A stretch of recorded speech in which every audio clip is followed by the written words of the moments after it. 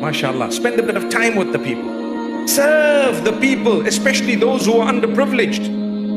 The Prophet ﷺ has told us to serve those who have been struck with calamity, disaster.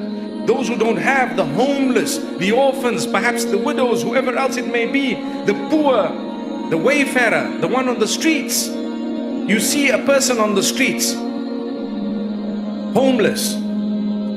A lot of the times people look at them and don't even acknowledge that's a human. Have you ever bothered to greet a homeless person?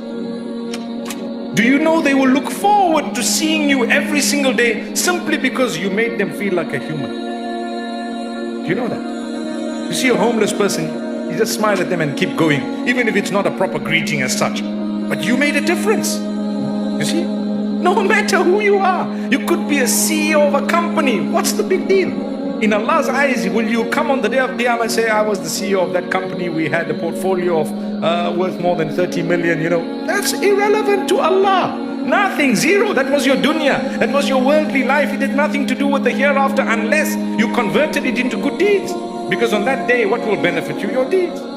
You can't come to Allah and say, I was a tall basketball player. I was really good at it, man. If you use that in order to earn the pleasure of Allah, no problem. It's not haram. I mean, it's okay. You can be a sports person. You can be anyone else.